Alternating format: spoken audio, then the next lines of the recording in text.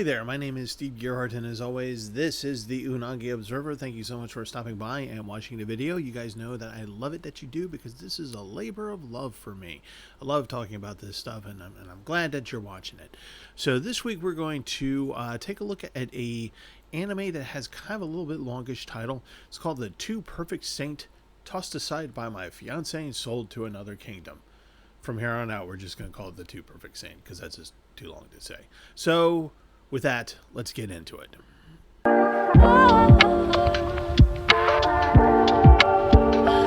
Alright, so The Two Perfect Saint is another one of those anime from the spring 2025 lineup that was a brand new anime at that time, and we were watching the first episode on Otaku Station, and we briefly talked about it.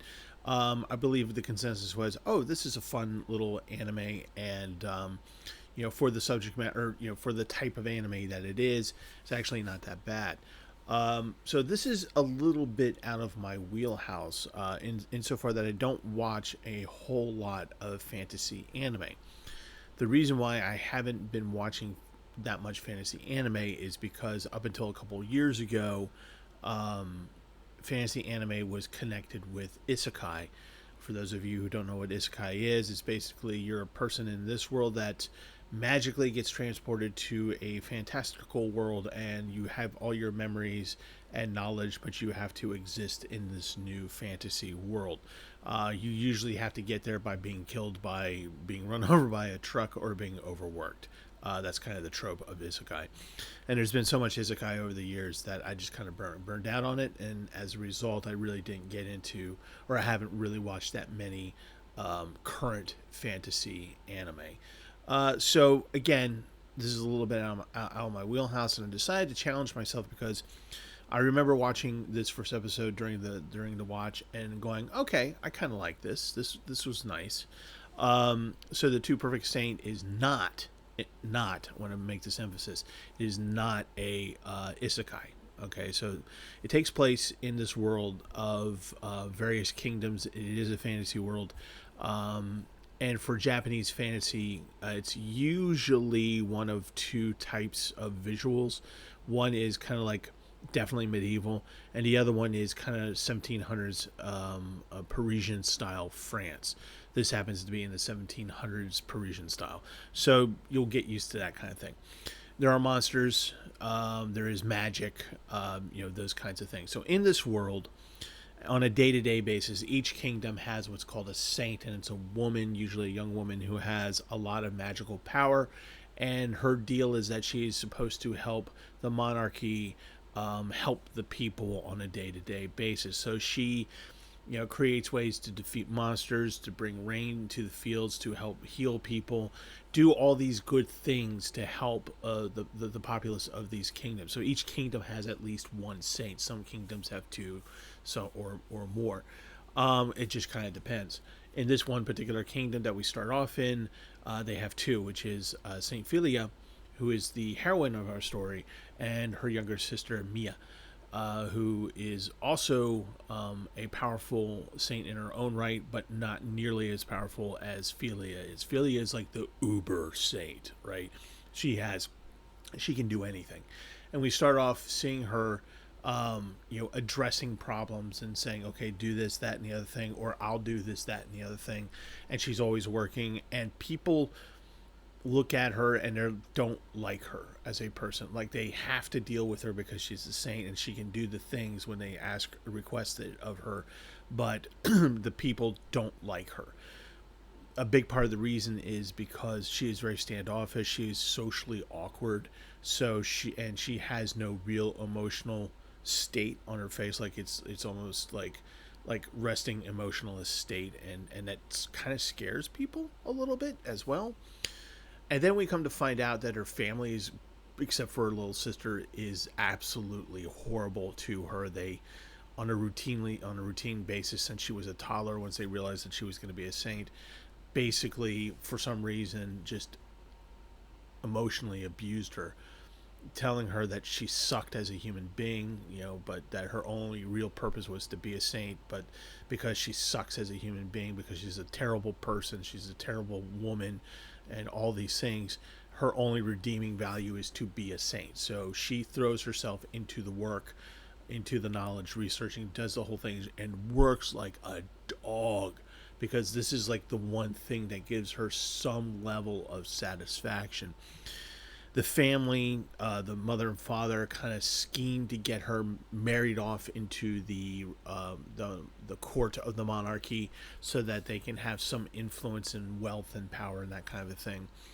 And a Prince Marquis, I think is what he's called, a young brat of a man, a man child really, agrees to marry her because she is powerful and she can do all these things, and that helps him make him look good.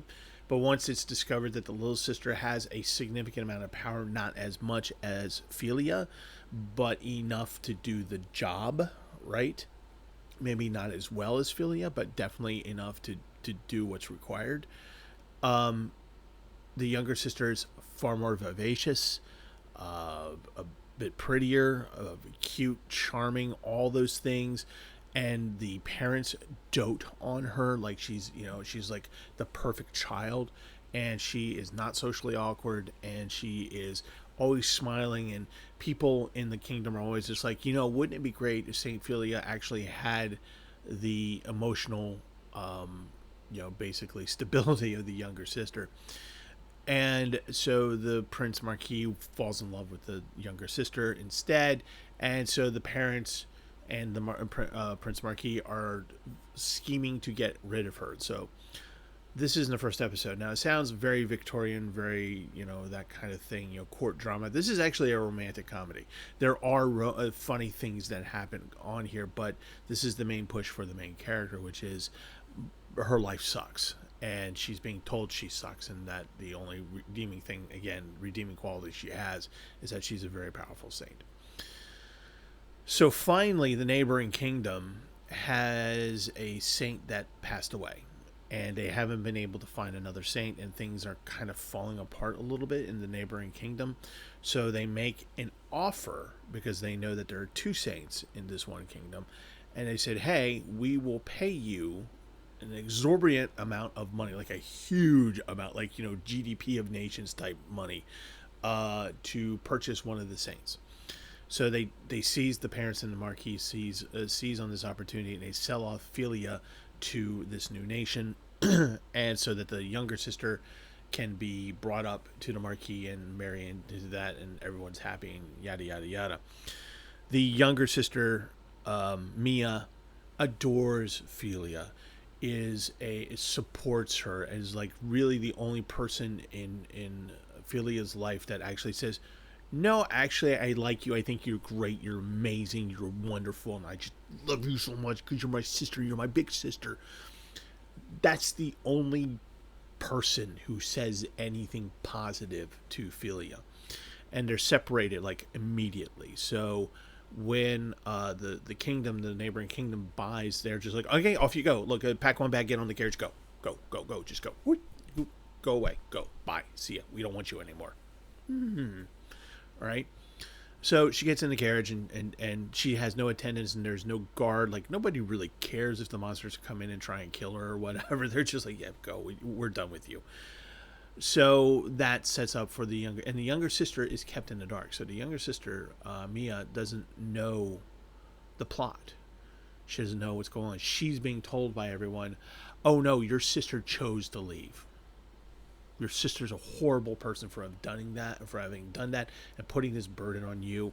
But you're amazing. You're wonderful. They say all the supportive things to Mia that they would never say to her older sister, and that would deny to her older sister.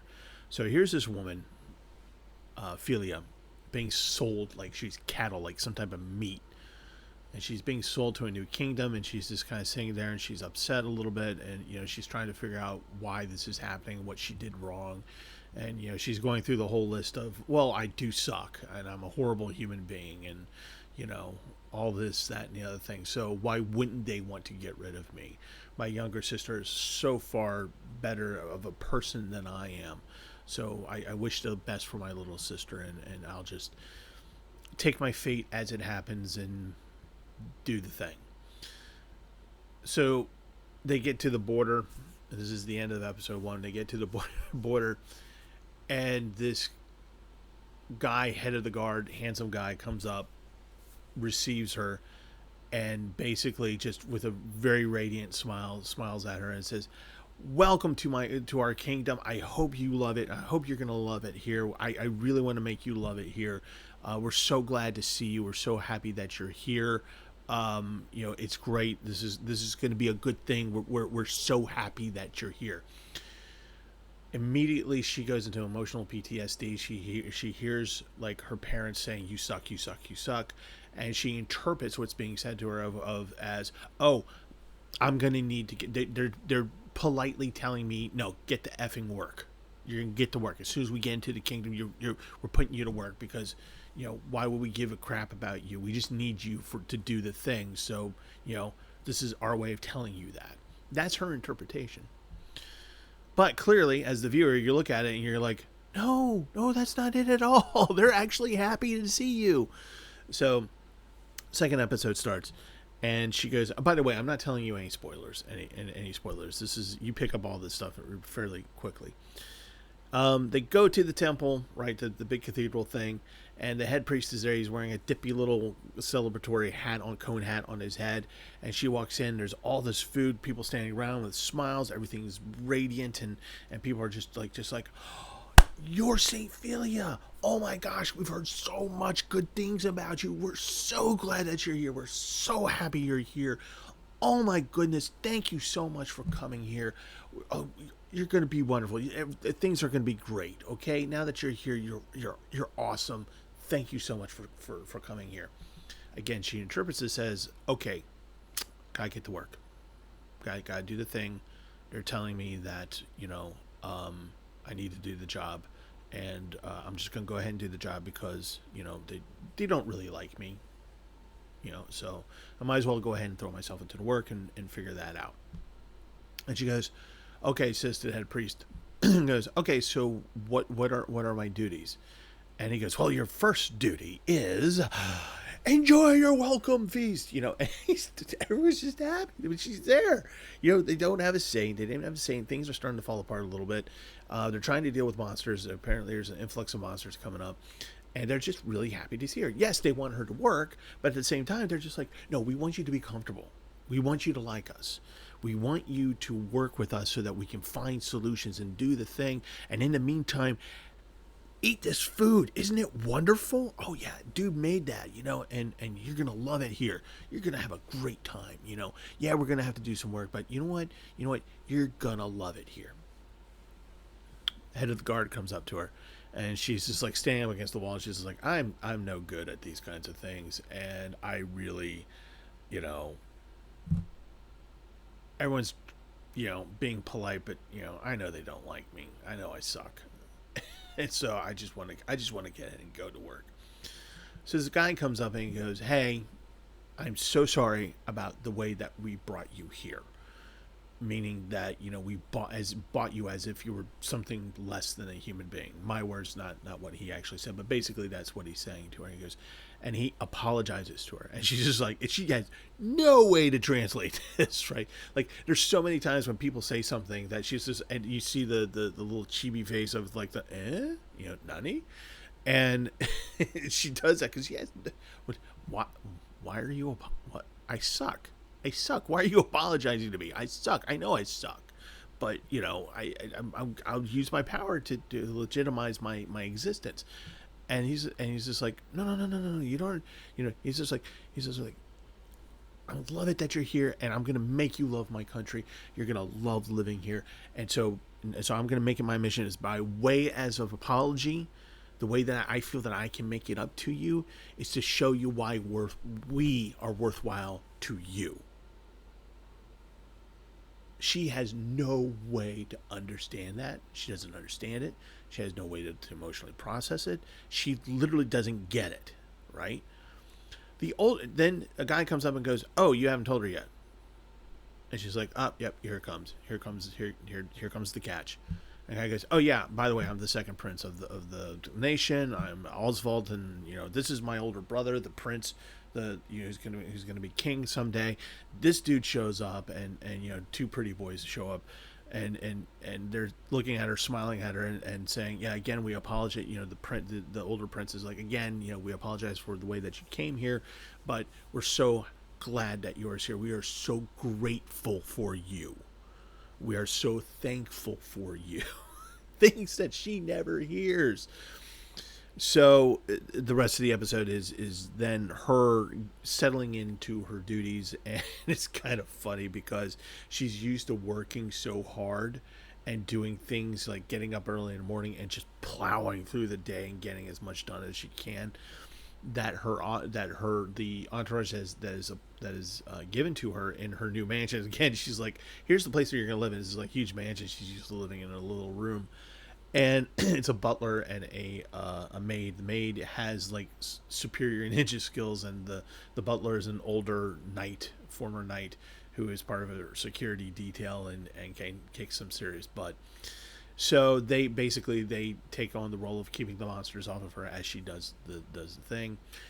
And then I'm going to wrap this up here because I know it's kind of going on long. But basically, she discovers that the reason why there's so many monsters are appearing here and elsewhere is because the demon world, which resides below the surface, is now coming back to the fore, and apparently there's a new leader because 400 years ago, when Asmodeus tried to take over the world, a saint, an uber saint like Philia, came in and did the thing and was able to beat Asmodeus. She comes up with a plan and says, but the thing of it is that I'll never be able to leave the capital city of this kingdom ever again because I have to be able to maintain the ritual here on a daily basis. It's not hard. It's just that, once we set it up, I just had to be, every morning I have to do the thing, and then I can go on doing the rest of the stuff. And she knows that this is happening in all the other kingdoms as well, and so she wants to write a letter to her younger sister and letting her know what's going on, and encouraging her that she can do the same thing that she's doing, and also, I miss you kind of a thing. Sends the letter off. Younger sister never gets the letter because the parents throw it into the fire, and the younger sister is trying to figure out why her sister left. She discovers the reason why, and then at the end of episode 3, she's just like, okay, everyone's got to pay. And that's how we end on episode 3. So that is the plot of Too Many Saints. And like I said, this is kind of out of my wheelhouse in terms of what I normally watch in terms of anime genres. But it was enjoyable. I found it enjoyable. I thought it was not unique, but it was, kind of nice. I would say that if you were a person who enjoys fantasy anime that is not isekai, I think you'll like this. I think you'll like this very, very much. And I think that might do it for you. So, like I said, it's only about 12 episodes long. Let's go into sorry, I'm trying to get the interwebs up. So let's talk a little bit about some of the data here from Wikipedia. Again, the Two Perfect Saint. So it started off, much to my surprise, as a novel series, not a light novel series, but an actual novel series, which kind of ran between July 2020 and January 2022. Then it went to it got the light novel treatment. Started in April 2021. Is currently going. Same thing with the manga. Manga started in November of 2021 and is currently going. We have of course, the anime series that you can watch on Crunchyroll, and it's already done its run. It finished up last month in June, 12 episodes. So if you really like this, you can definitely binge it. Yeah, and that's kind of it for that data. Again, if you are someone who doesn't normally watch fantasy anime, this isn't shonen. You're not going to see a whole lot of battles. You're not going to see a whole lot of action. This is a little bit more of romantic comedy court drama kind of thing going on. So I haven't seen that yet. This is billed as romantic comedy, and yes, despite the fact that I'm talking about a emotionally repressed woman because she's been emotionally abused for most of her life, there is a lot of funny things that happen in here. So if you want to kind of like start into fantasy anime, you want to start onto something like that, maybe not shonen-y, not action-y, but more court drama, or if you like romance. Um, Give this a watch. By the way, it's very clear who she's going to fall in love with. I mean, it's going to be obvious. Okay, these things do tend to be obvious. So yeah, um, I would encourage people to watch it. Again, if it's out of your wheelhouse like mine, I don't think this will be anything bad for you. I think you might enjoy it. Personally, myself, this will be something that I put on the prioritized list lower, simply because I like other things more than this. But I was impressed with it enough to say that I would like to come back to this anime and finish it out. I would like to see what happens next, especially since we end on the episode of the younger sister going, basically everyone's going to pay, and the fact that that kingdom that Saint Filio was kicked out of basically is not doing so well since she's been gone. Kind of, you almost don't feel sorry for these people, but anyway, so there it is. Yeah, give it a try. I think you'll like it, and if you do like fantasy, I think you'll genuinely like this as well.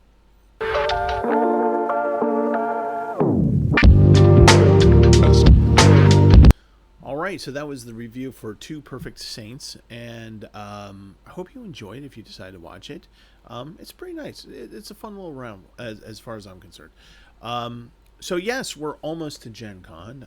Again, if you are going to Gen Con and you would like to see some of my panels, the event IDs are down below. Check it out. We should be putting some stuff up for Otaku Station here pretty soon, so the link for that will be down below. If you want to see what we saw in spring 2025, go to that YouTube channel. You'll see the three of us talk about it.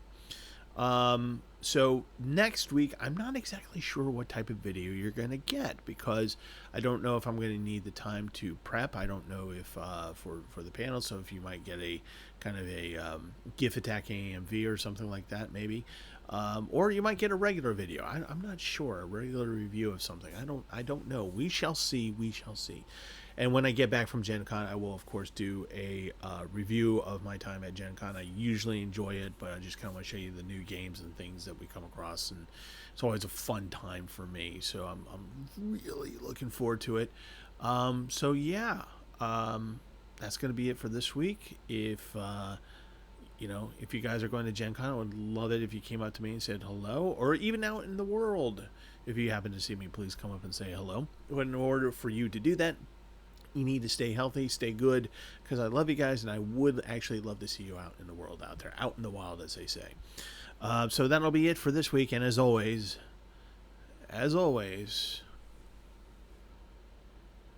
watch more anime.